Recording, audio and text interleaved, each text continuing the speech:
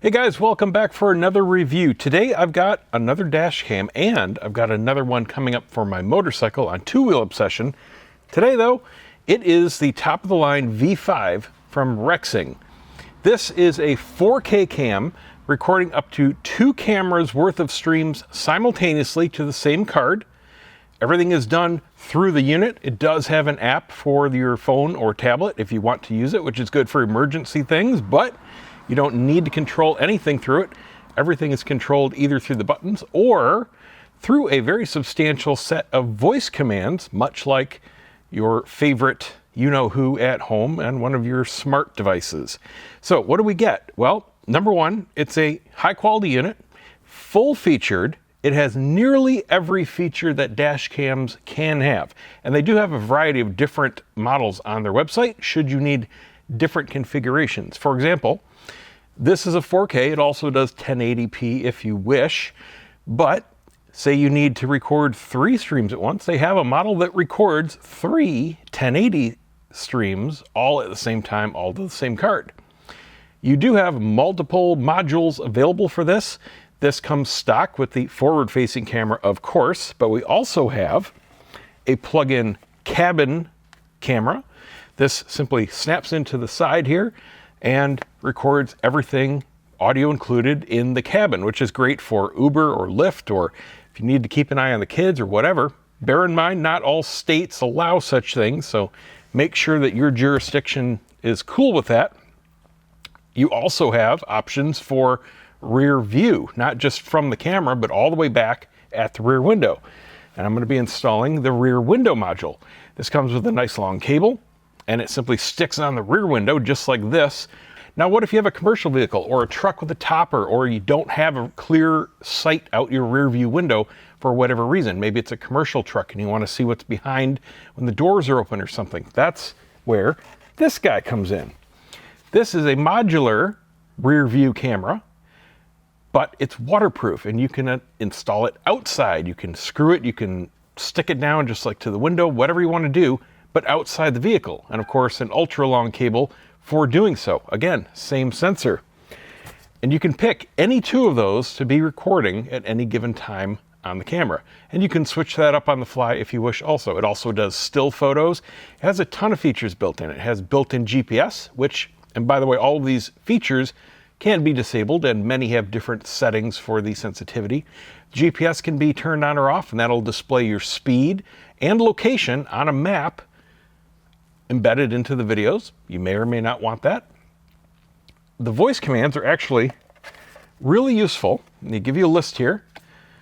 Turn on screen, turn off screen. By the way, there is a toggle for automatically doing so, the screen saver. Me personally, I don't like seeing the screen on while I'm driving, so I would just keep it off, or at least enable the screensaver, but you can turn it on or off anytime just by saying the phrases. Turn on screen, turn off screen, lock the video, which is the most important one, by the way. Lock the video is if something happens in front of you. Nothing hit your car, but say you saw something and I gotta save that, I wanna lock that clip so it can't be overwritten. You can either hold down this middle button, or you can say, does it lock the video? Lock the video, and it will make sure that clip is saved in a separate folder and not overwritten. That's the most important thing about a dash cam. And I'm going to tell you the good and the bad about this. That's the one bad thing about this that I wish they would fix. You can't see any of the buttons when it's actually mounted because they're on the bottom. And you have to just remember what they all do. And if you're in a hurry, if something happens and you're just instinctively reaching, you don't want to have to be looking at the unit or accidentally hitting the wrong button to do so. They should have a separate button like other dash cams do just for saving the clip. And it should be very easily accessible on the back somewhere. But you can just click and hold the middle button to do so. You've got take photo, which will just take a still photo and save it to the card as a JPEG. Video start, video stop, which again, there's a button to do so. Show front camera, show rear camera, and that will change the display on the actual back of the unit. Show both camera, which does a picture-in-picture. turn on audio and turn off audio if you want to record the audio or not, and it'll show a little mute symbol. So powering it is very simple. If you are going to use the parking mode like any other dash cam out there, you do need a parking mode cable. What they do is make sure your car battery doesn't run down because this is plugged in all the time. If you were just to hardwire it with a straight hardwire kit into your fuse panel or any live circuit, your car battery will eventually drain to zero and you won't be able to start your car because this will just sit there draining it forever. So the parking cable prevents that from happening. It monitors voltage, and when it gets to a certain point, it cuts power, and parking mode is obviously turned off because your camera's turned off. Now, it doesn't have the world's best parking mode. I will say that, and I really hope Rexing can give us a firmware update to change the functionality. Here's what's important. With parking mode, the whole idea is your car is parked, it's off, but it's still kind of working. It's in sleep mode, there's no display, and the card is not being written to, so it's really sipping power, right? Not like it's on fully. It's using a fraction of its normal power draw, but it's still monitoring. This one, unfortunately, only monitors for shock. It has a G sensor, a G load sensor, so it monitors for something hitting the side of your car, like a cart in a parking lot, or a car sideswiping you, or backing into you or something like that. It's got a shock sensor that will trigger an event. Now what happens with this one, if it detects an event while it's in parking mode, it records for 20 seconds. And that's it. The better cams out there also record prior to the event. What they're doing is using a little bit of internal storage, like an internal card, but RAM, a lot faster and a lot lower power, and it's just looping 30 seconds worth or so, and if nothing happens, it re-records over it. So it's just sitting there waiting for something to happen. And if something does happen, it dumps 10 seconds prior and 20 seconds after. Now, if you're coming back and you see that, hey, something happened while I was in the store, and you look at your footage and there's just a video of a guy walking away and you've got a dent in your door or a dent in your hood or whatever, that doesn't really tell you much. Well, that's all you're going to get out of anything that records just after the event. But if you look and you see, oh, their car's backing up into me and there's their license plate and I can see exactly he got out and he looked around and he took off because you had that seconds before the event, that's when parking mode is super handy and critical. So I hope they can update the firmware. Those are the only negatives about this unit. So installing it, super easy. We do have 2 mounts that they give us, and they simply use 3M adhesive pads. And if you go through them, if you make a mistake, or you want to put more in multiple vehicles or whatever, don't worry, this tape is sold at any big box store, Walmart, Home Depot, Lowe's, probably drugstores. I mean, it's nothing special. It's just 3M red tape. And you can even get the rolls and just put a couple strips, okay? Doesn't really matter. This stuff isn't permanent, does pull off, not easily, but it does pull off. And then you can just clean it off with a razor knife to clean glass. Here's the important part. Because of the way this mount is designed, it's not my favorite, but it works if you're careful. There is no adjustment to the rotation, the level of the camera on the window, because this mount is fixed. This glues to the windshield, and then the camera just clips down on it. And that's it. There is no adjustment once that is locked into place. Your vertical and left and right movement is done by shifting the actual lens. So you do have a good amount of up and down and side to side travel of this lens itself, but no rotation. So that's very important. So what you want to do is put your clip on the camera itself. Don't put the adhesive on, but what we're going to do is power it up, and I'm just going to use the included 12 volt adapter, and then we're going to hold it up and get it positioned exactly where we want it. Now you can have somebody help you and do this, or you can just use a non-permanent marker. What I'm going to do is basically draw a couple lines, at least two. Get me a 90-degree angle when it's in position, and that way, when I do so, I can take this off. We'll get the adhesive on the pad, put that in place, and we know we're good. Because like I said, you get one shot, and then you have to replace this. All right, so I've got my spot marked. The other thing to note is this mounts from above. So don't put this right up against anything, because the camera has to attach from slightly above these notches. So if you mount this right up against something, you won't be able to attach them. Leave yourself at least 3/4 of an inch to be able to bring this in and lock it down. Also pay attention when you do mount this to the windscreen that the tabs go towards the top, not the bottom. Otherwise, your camera will try to mount upside down. One cool thing they include is this nice handy trim tool and a whole bunch of clips for making sure your cable can be tucked up neatly. I appreciate that.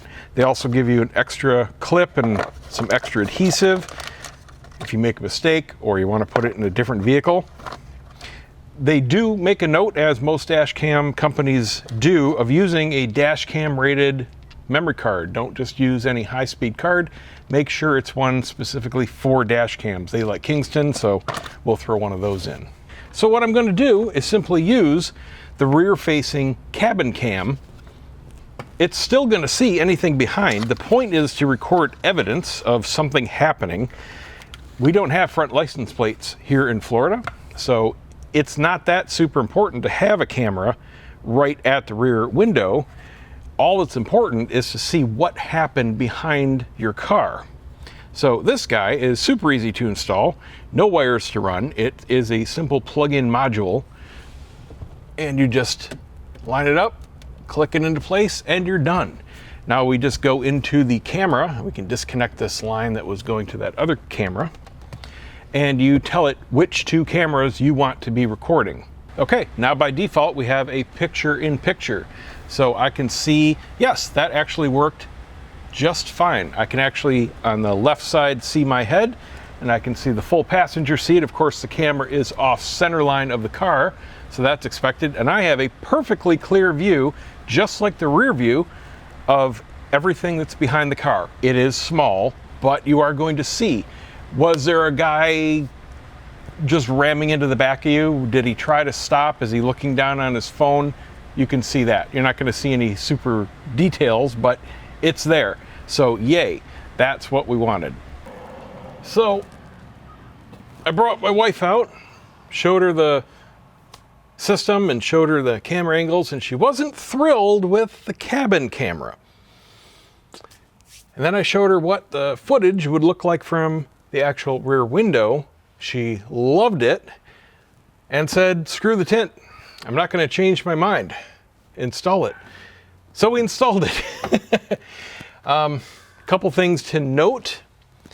I was going to put it flush up against here, but this window, just the way the air travels, gets kind of dirty in a big strip right here, right under the spoiler. So it's down just one tick, and I also went in between the defroster lines so there wouldn't be anything in front of the video. There's enough gap in these panels to easily just run the cable directly down and down through here, and then we'll just have it basically a foot or so looping in between this trim here, and then we'll just run it all the way to the front. So let's take it for a spin. Sundown's coming. This will be a test of the audio. Now I've already taken it out just to make sure everything worked. So for some reason there, the audio turned off. I'm not sure if the voice control picked up on something I said, but my recommendation would be to turn the voice control off. I mean, just for the fact that you may accidentally turn off a feature or stop recording or something like that if you accidentally say the wrong thing or it thinks you said the wrong thing. You know, that's something to consider. I'm going to get behind these people here. We'll see how we can read the plates. So pluses and minuses so far. First of all, if you are using this as a front-only camera, it is excellent. It is very high quality 4K resolution. problem is, if you're using more than one camera, it's not. There is a 4K mode for the front camera in a dual camera setup. However, it's not ultra wide. It's actually very narrow, and it's not very useful as a dash cam. You can't even see the corners of the car. So I've got it in 1440p in the front and 1080p in the back. That is the best it will do with the wide angle lens options, which is the only point of having the dash cam. So the car in front of me, I can't really read the plate. It's about 4 car lengths ahead of me. I can't even see the details about the car at all on the camera. It's so ultra wide that everything appears way farther away than it really is. I'll try to get really close to this guy here as we're taking off. 3 car lengths, 2 car lengths, 1 car length. So I'm right on his butt now. You can barely see the plate. I'll know if I can see the original. It's going to be close. So even though it's an ultra wide lens, so you definitely see when things are happening. Even with the higher resolution, going from 1080 to 1440, it's not going to help you be able to read plate details unless it's right up on you. Now, if you switch to the 4K, yes, absolutely, but then you miss out on the rear view, which is kind of the entire point. If you need high resolution, wide angle, front and rear, you are simply going to have to run multiple camera systems. It's just not possible to have one card recording everything from multiple cams. You just can't do it. One other negative about this particular one is no polarizing filter, and I'm sure that you've noticed the glare and the reflections, especially like right now. I'm looking on the screen and I can see it flickering in and out, the reflections off the dash just from the way the sun's hitting. It's very noticeable on the screen. The other thing, which I thought would be a problem, but it's not, looking at the screen as I'm driving here, it's pretty choppy. And I was concerned that the original files would be, but they're not. Alright, so I'm about 5 feet from this guy, and yeah, very easy to read the plates. I can even read the plate on the back of the screen. So the actual screen on this is very high res, very good color, very good contrast. It's not washing out at all, and it's a great screen. It's responsive. The actual unit is responsive, so I have no problems with the actual camera workings. That's cool. And that guy came into my view. He's right next to me. So literally, he is right next to me, and you can still see the nose of the car. So here he comes again past me. He's even with me right now. So that is a fantastic field of view on the front camera. Alright, so I'm going to wait a couple hours and we'll go back out just to gather the night footage, which I'm sure is going to be great, and we'll wrap up the review. Okay, now we're going to test the nighttime footage. So here's my darkened neighborhood, same stretch I've done in other reviews. Just lit by car headlights and the occasional street light. Looks really good on the screen, as I fully expected it would. And here we have a typical well-lit parking lot.